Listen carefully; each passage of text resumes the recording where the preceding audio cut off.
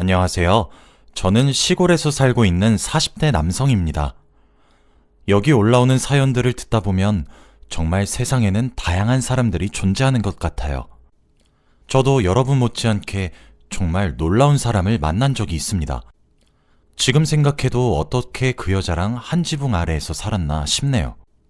오늘 제 이야기를 들으시고 혹시나 국제결혼에 대해서 생각을 하고 계신다면 다시 생각하게 되실 겁니다. 저는 시골에서 여동생과 부모님과 함께 살고 있었어요. 아버님과 저는 농사를 짓고 있었고 여동생은 시내에서 일을 하고 있었죠. 여러분들이 흔히 생각하시는 시골 풍경에서 살고 있는 거 맞습니다. 주위에는 논과 밭밖에 없고 마을에는 어르신들밖에 없지요. 그리고 마트나 병원을 가려면 차 타고 30분은 가야 합니다.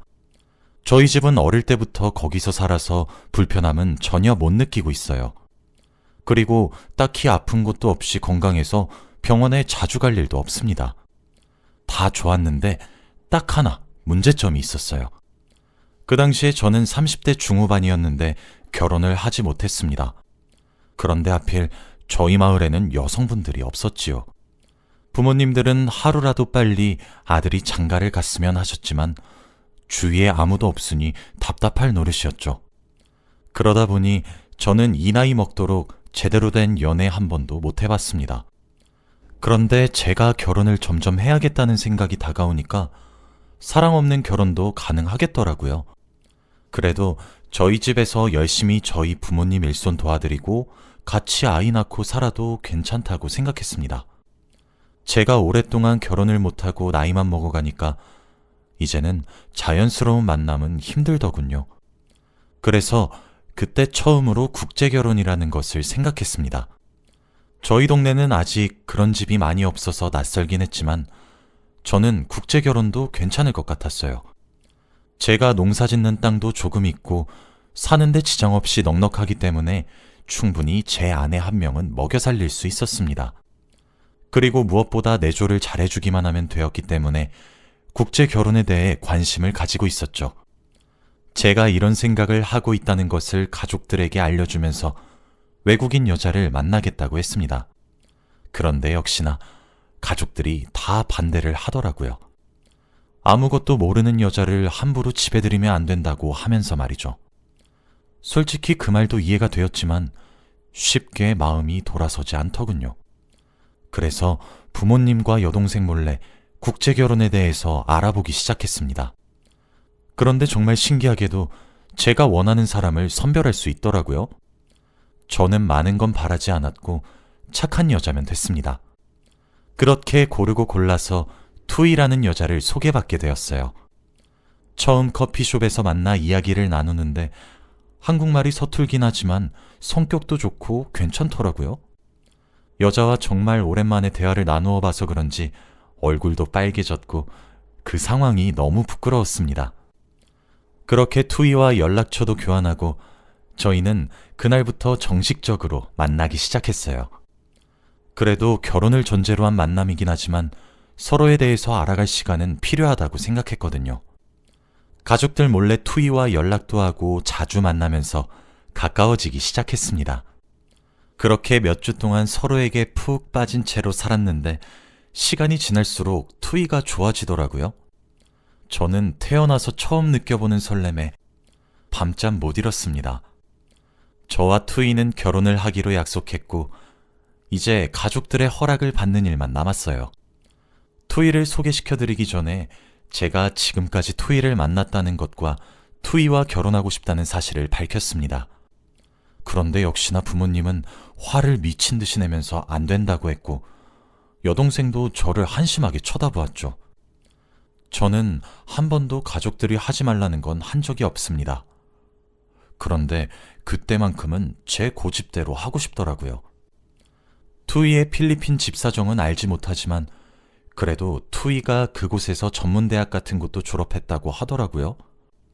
나름 저희 집에서는 대학까지 나온 사람이었습니다.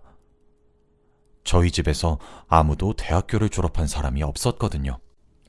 그리고 투이가 너무 착하고 순한 사람이라는 점을 어필해서 식사라도 한번 하자고 설득했습니다. 제가 한 번도 가족들을 실망시킨 적이 없었고 저를 믿어달라고 했기에 결국 가족들은 밥만 먹어보겠다고 했지요.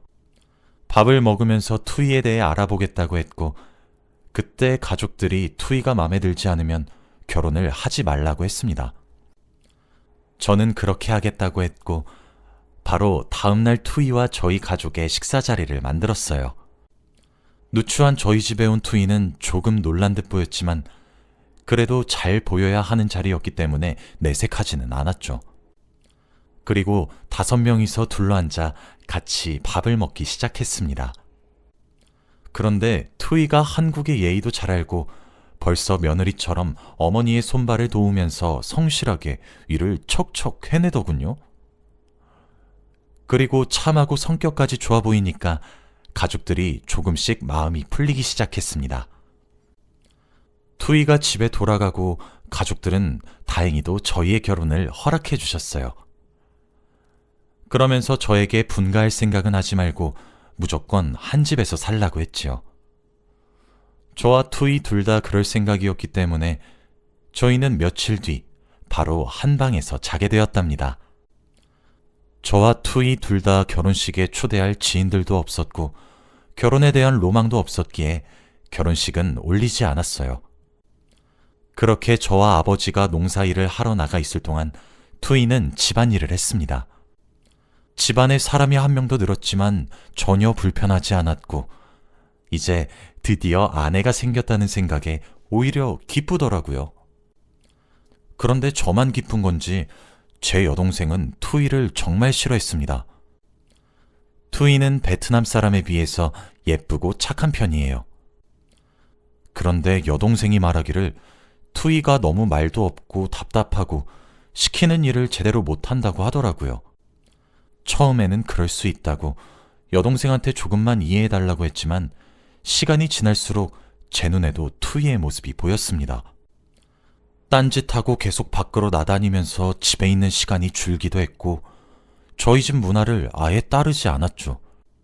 그리고 어떤 날은 아침 일찍 나가서 새벽 늦게까지 집에 들어오지 않은 적도 있습니다.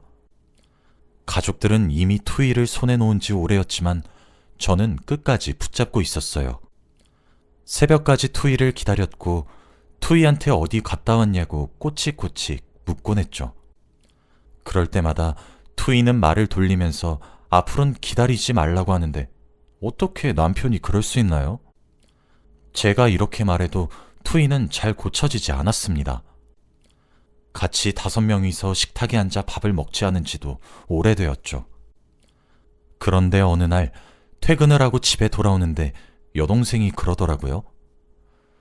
투이가 국제전화를 미친 듯이 써서 몇십만 원이 나왔다고 하면서 말이죠. 사실 시골에서 전화료가 몇십만 원이 나왔다는 건 엄청나게 비싼 겁니다.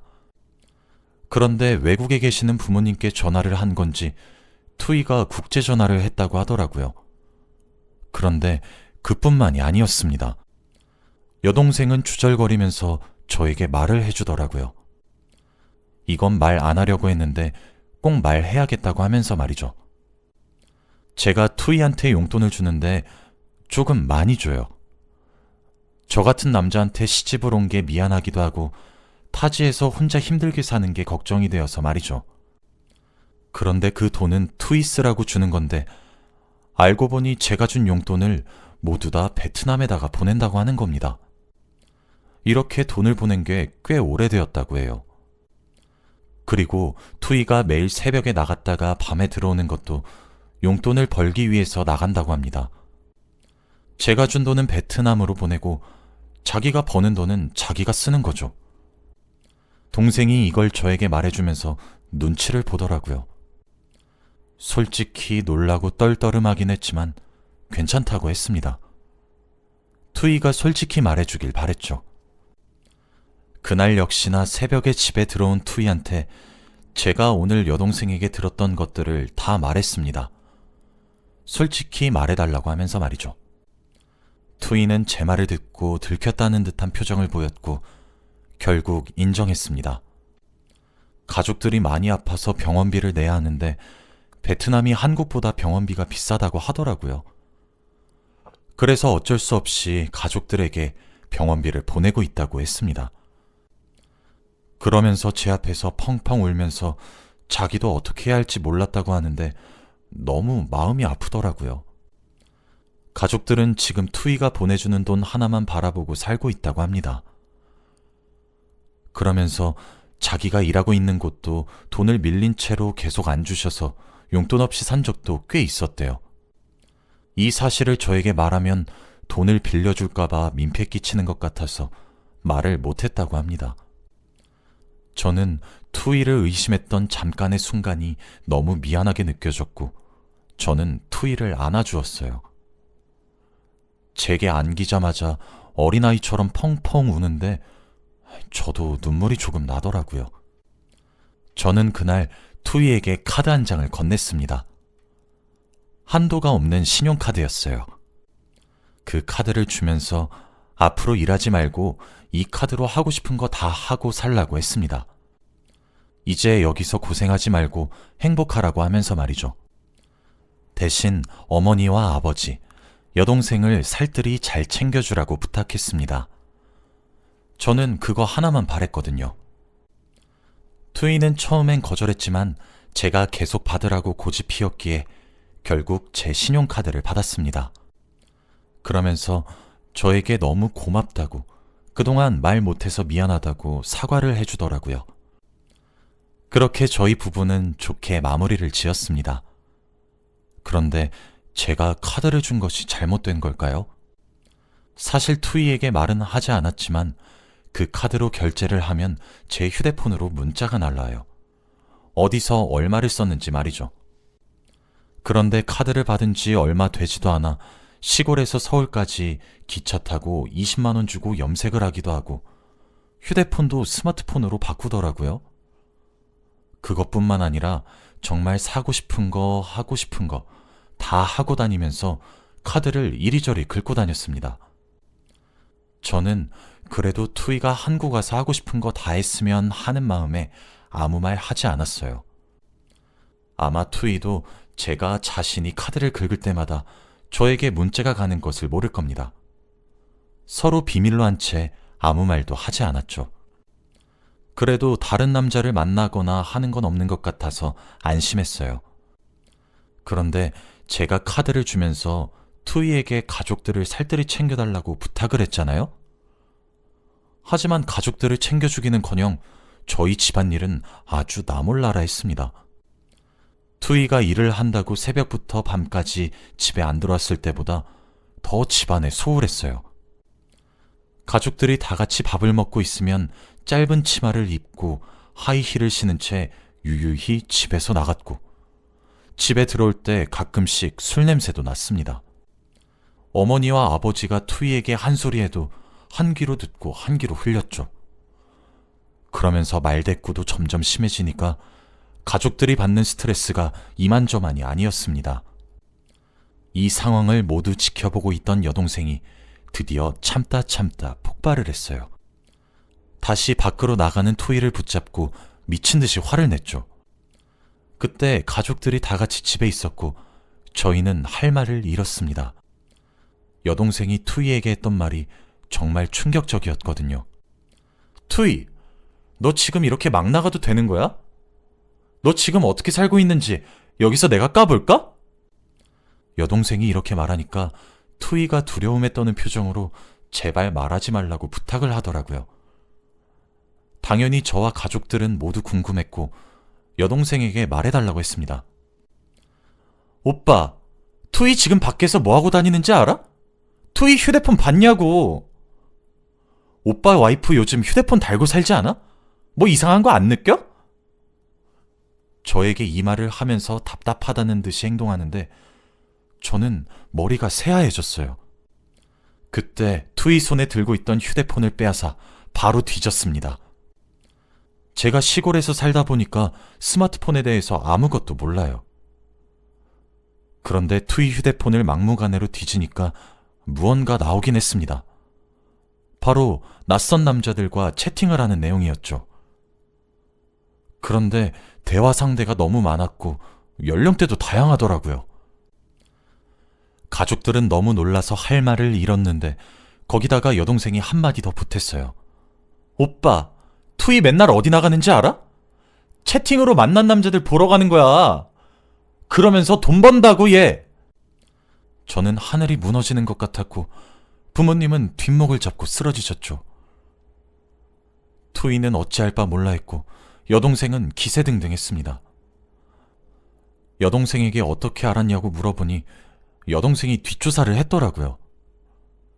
투이가 매일같이 집을 나가니까 어딜 그렇게 가는지 따라가 보니 낯선 남자를 만났고 휴대폰을 몰래 보니 이런 내용이 있었다고 합니다.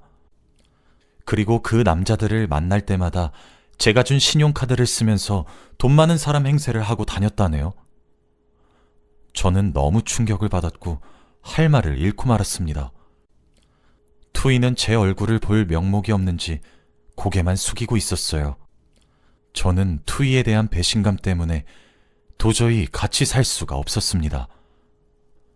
바로 그 자리에서 차를 타고 나가 이혼을 하기로 결심했지요. 투이는 차 안에서 미안하다는 말 한마디도 하지 않더군요. 그렇게 몇십 분 동안 냉전인 상태로 저희는 도착해서 이혼 서류에 도장을 찍었습니다. 그리고 투이는 저에게 마지막으로 미안하다는 말을 하더라고요. 믿었던 사람한테 그렇게 배신을 당하니까 화도 나지 않았고 오히려 멍하더라고요. 투이와 저의 이혼은 속전속결로 끝이 났고 투이는 저희 집에서 짐을 챙겨 나갔습니다. 그리고 동네 사람들에게 저희 집안의 이야기가 소문이 나기 시작했어요.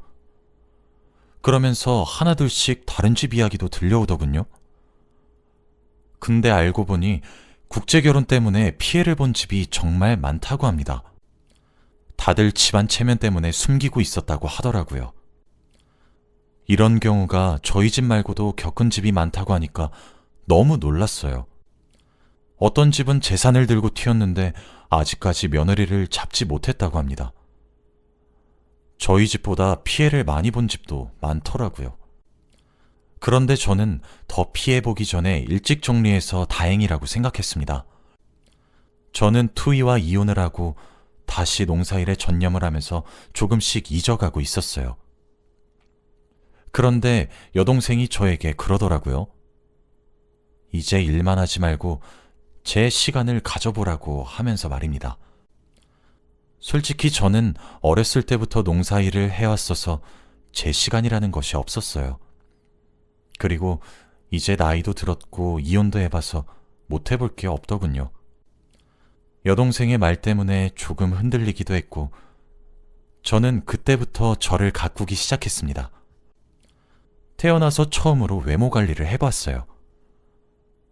살을 빼고 운동해서 몸도 만들어 보았고 서울에 몇 번 가서 옷도 사고 화장품도 샀죠. 그리고 동호회에 가입해서 많은 사람들도 만났습니다. 확실히 다양한 사람들을 만나니까 많은 경험을 하기도 하더라고요. 동호회에서 한 여자를 만났습니다. 그 여자는 서울에서 약국을 운영하고 있던 약사였는데 저와 대화도 잘 통하고 공감대도 잘 맞더라고요. 무엇보다 그 여자가 시골을 굉장히 좋아한다고 해서 시골에 있는 저희 집에 자주 데리고 방문한 적이 있습니다.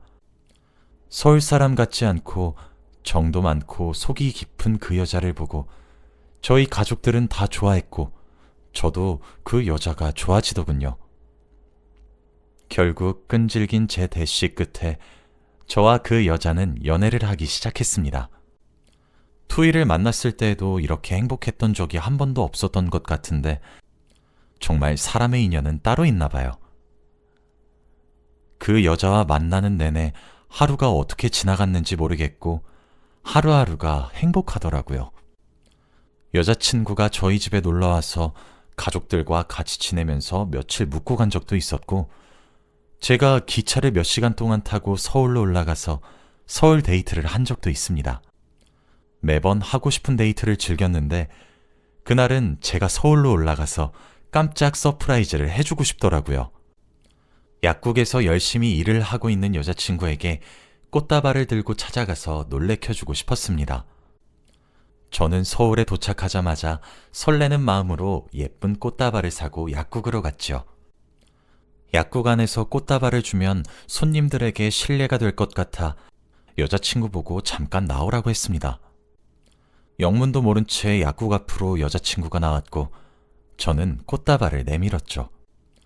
여자친구는 너무 기뻐하면서 저에게 안겼고 저도 그런 여자친구의 모습을 보니까 너무 행복하더라고요. 안긴 채로 몇 초간 있었는데 저 앞에서 낯익은 사람이 한 명 보이는 겁니다. 그 사람이 누군지 알아차리기까지는 얼마 걸리지 않았죠. 바로 투이였거든요. 여자친구를 안고 있어서 여자친구는 제 표정을 보지는 못했겠지만 저와 투이는 눈이 마주쳤습니다. 그런데 투이는 한 남자와 같이 있더라고요. 팔짱을 끼고 하하호호 하면서 걷고 있던데 딱 봐도 백발의 할아버지였습니다. 그리고 지팡이를 짚고 계셨죠. 그 옆에서 투이는 짧은 치마와 구두를 신고 그 할아버지 옆에 붙어서 웃고 있었어요. 저는 그 모습을 보고 역시 사람은 쉽게 변하지 않는구나 라는 것을 깨달았습니다. 여자친구에게 제가 투이를 본 것을 들키고 싶지 않아서 바로 투이의 눈을 피했고 저는 여자친구에게 집중했죠. 아마 제가 여자친구에게 꽃다발을 주고 진득한 사랑을 하고 있다는 것을 투이의 두 눈으로 똑똑히 보았겠죠. 그럼 전 그걸로 복수했다고 생각합니다. 마음 같아서는 한국으로는 다시 못 오게 해주고 싶었지만 지금 저렇게 할아버지 옆에서 아양 떨면서 살고 있는 거 보니까 그래도 제가 더 잘 살고 있는 것 같아서 후련하네요. 지금은 여자친구와 결혼에 대해서 생각하고 있습니다. 저희 둘 다 나이가 많아서 아이를 낳을 순 없겠지만 그래도 평생 이 여자만 있으면 될 것 같아요. 행복하게 잘 살도록 하겠습니다. 여러분도 저 같은 일 겪지 말고 행복하세요. 제 이야기는 여기까지입니다. 들어주셔서 감사해요.